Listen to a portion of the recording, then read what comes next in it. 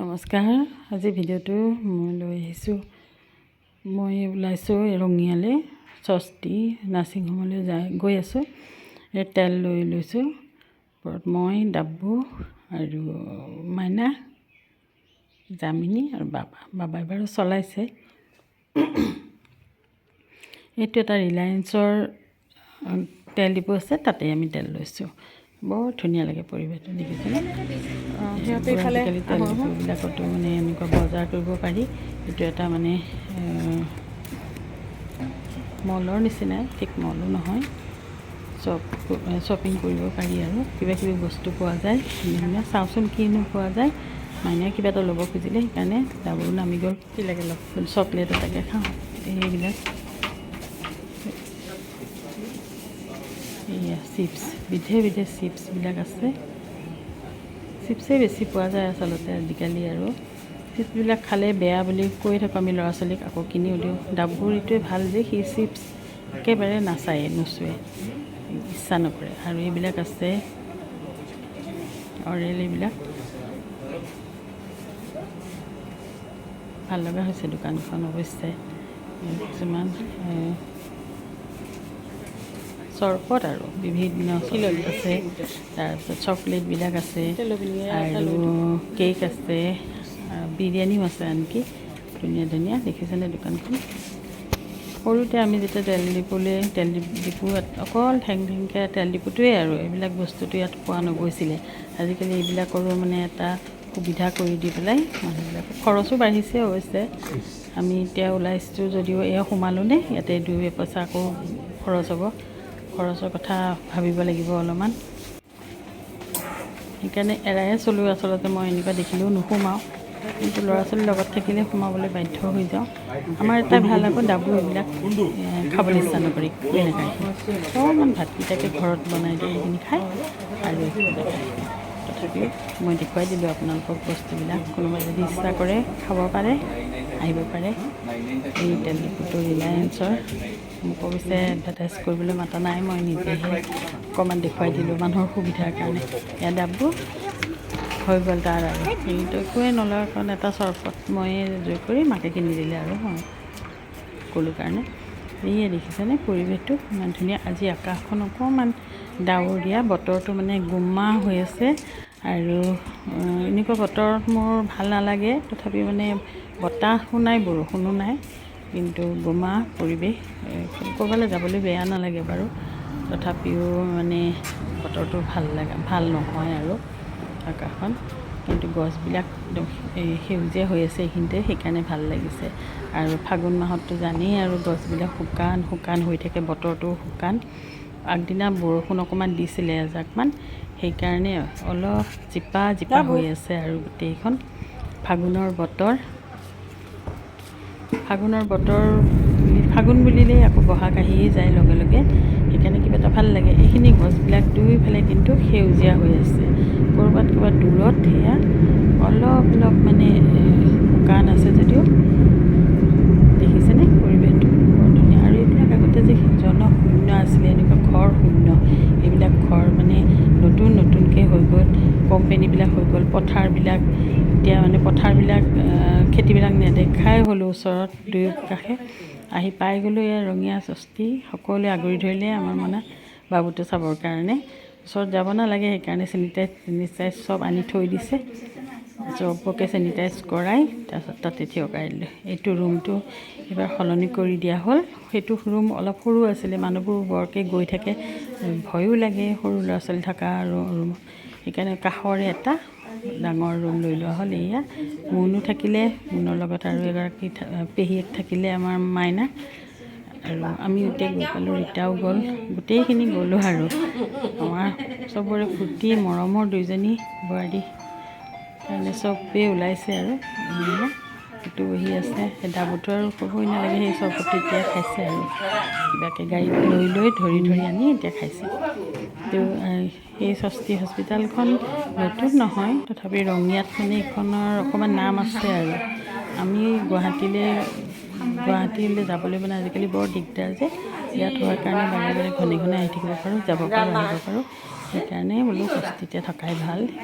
সেইকাৰণে তাইও মানে ষষ্ঠীতে থাকিব ইচ্ছা কৰিলে আৰু ডাক্তৰজনো ভাল পালে, অলপ ঘৰুৱা ঘৰুৱা নিচিনাই। সেইকাৰণে আৰু তাই ইয়াতেই থাকে বোলে। গোটেইবিলাক আহিছে, খুৰাকবিলাক, খুৰা খুৰীয়েক, খুৰাকৰ ল'ৰা পেহীয়েক গোটেইবিলাক আহি আছে, আমাৰো আছে, খুৰা খুৰীয়েকহঁতো আহিছে। সকলোবিলাকেই আহি খবৰ লৈছে। আহিব নালাগে বুলি ক'লেও আহে, যিহেতু আহিবলৈ মনো যায়। সেইকাৰণে দূৰত হ'লেনো কেনেকৈ যাব, ওচৰত কাৰণে চবেই আহিব পাৰিছে। সেইটোৱে এটা ভাল লগা আৰু ইয়াতে। আৰু যি নহওক, এইটো ৰুমটো মই দেখুৱাই দিলোঁ। আজিৰ দিনটো থাকি অহাকালি মানে ৰিলিজ দিবই চাগে।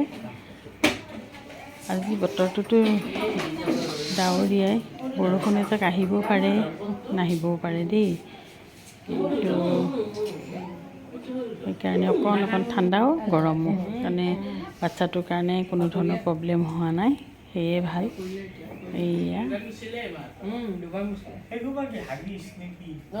ডাবু বহি আছে, ডাবু ককায়েক হৈছে নহয়, তাৰ মনত ফূৰ্তি আৰু ইমান ফূৰ্তি, পাৰিলে জানি তেতিয়াই লৈ যাব আৰু অকণমানিটো। অকণমানিটো বেছি নেদেখুৱাওঁ, দেখুৱাবলৈ মন নাই মোৰ। অকণ যি পাৰোঁ অকণমান দেখুৱাই দিছোঁ আৰু। আচলতে বেছিকৈ দেখুৱাবও নালাগে, মানে সৰু ল'ৰা ছোৱালীবিলাক। ইয়াত চিকিৎসাটো ভাল লাগিছে, নাৰ্ছ সকলেও ধুনীয়াকৈ খবৰ বাৰ্তা লৈ আছে বা চাইছে, পৰিচৰ্যা কৰিছে, বেয়া লগা নাই। আৰু যিমান পাৰি মানুহবিলাকো আহি আছে।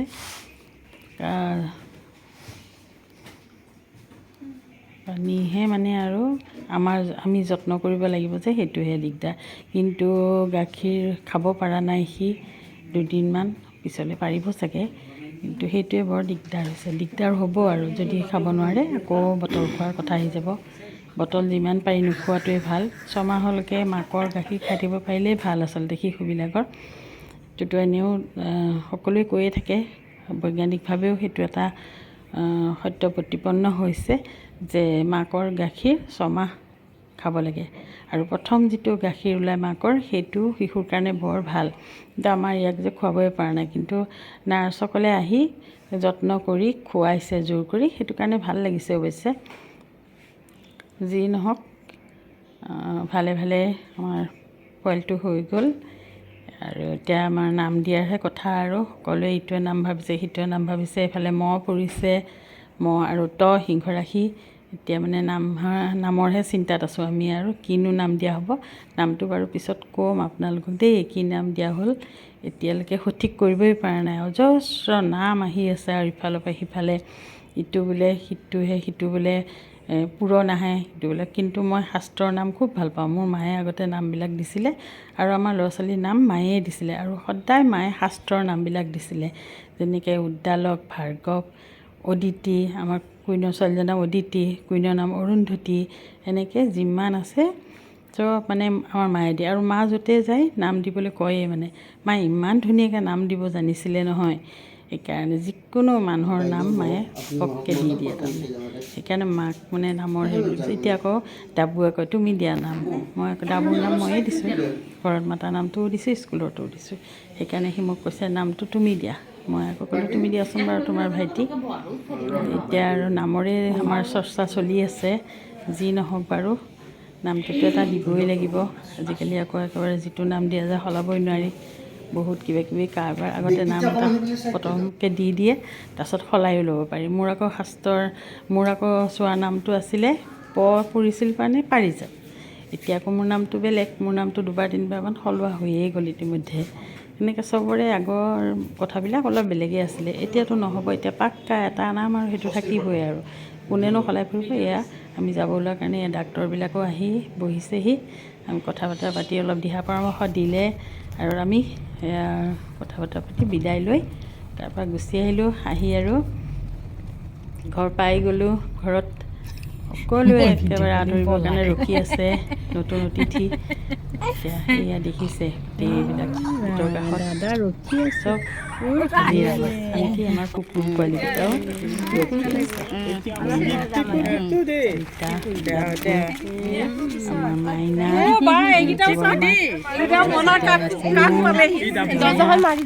মানে কোন নাই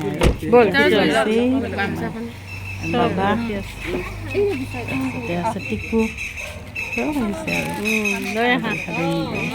ফুৰ্তি লাগিছে তাক দি দিব এনেই সি কাকো নিদিয়ে তাৰ এটা পাণ্ডা আছে পাণ্ডাটো মানে সি কাকোৱে নিদিয়ে চবৰে নিদিয়ে সেইটোও মানে দিব ইমানে এটা মৰম এয়া কৈ আছে এটা ছাৰপ্ৰাইজ দিম কি ছাৰপ্ৰাইজ দিম নকয় কিন্তু দেই মই পাহৰি গৈছোঁ বাৰু কিয় থাকি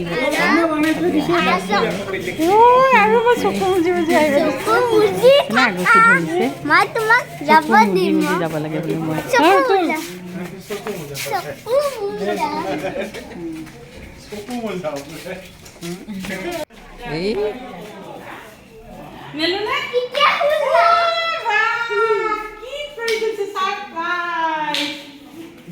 এইটোৱে ছাৰপ্ৰাইজ তাৰমানে আজি মোৰ জন্মদিন সিহঁতৰ মনত আছে সিহঁতে পালন কৰিছে আজি মোৰ জন্মদিনটো মই আৰু ইমান উৎসৱ ভাল নাপাওঁ কাৰণ কি জন্মদিন মানেই আমি বুঢ়া হৈ গৈ আছোঁ আৰু সেইকাৰণে জন্মদিন বুলি ক'লে মোৰ ভয়হে লাগে কিন্তু কি কৰিম আৰু ইহঁতৰ আগ্ৰহ যি নহওক আৰু কিবা এটা খাবলৈ দিব লাগিব সেইকাৰণে প্ৰেজেণ্টো আনি থৈছে প্ৰেজেণ্টো দিছে দেখালি কেকো বনাই থৈ দিছে সেইবোৰে মৰম চেনেহ আশা এই লৈয়ে আমি জীয়াই থাকোঁ আমাৰ জীৱনৰ এইবোৰে আৰু জীয়াই থকাৰ প্ৰেৰণা জীয়াই থকাৰ বাসনা এনেকৈয়ে জাগৃত হয় আজি কি কৰিছা এইবিলাক সেইটো কাৰণে দুটা নাতি হ'ল এতিয়া দুটা ভাল হওক কাৰ বাৰ্থডে এইফালে কোৱাচোন কোৱা ধুনীয়াকৈ ভাল মানুহ হয় আজি মোৰ বাৰ্থডে ৰাখিছোঁ তোমালোকে ইমান ধুনীয়াকৈ সজাইছা আৰু কি আনিছা কেকটো লৈ আহাগৈ কেক আনিছা বোলে লৈ আহাগৈ সকলো ভালে থাকক সুস্থ থাকক নতুন ভিডিঅ' এটা লৈ আহিম কেটাখিনি পাহৰি গৈছিলোঁ অকলে এইখিনিও যোৰা লগাই দিলোঁ দেখুৱাই দিলোঁ আপোনালোকক সেইটোতো কাটা দেখুৱাবই লাগিব আনিছে যিহেতু এয়া মৰম চেনেহ আৰু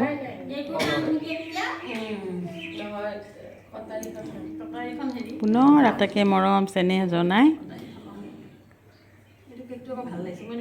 ভিডিঅ'টো মই ইমানতে বাই বাই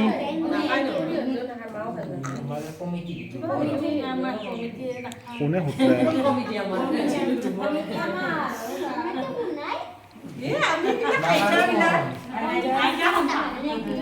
হ'বনে বা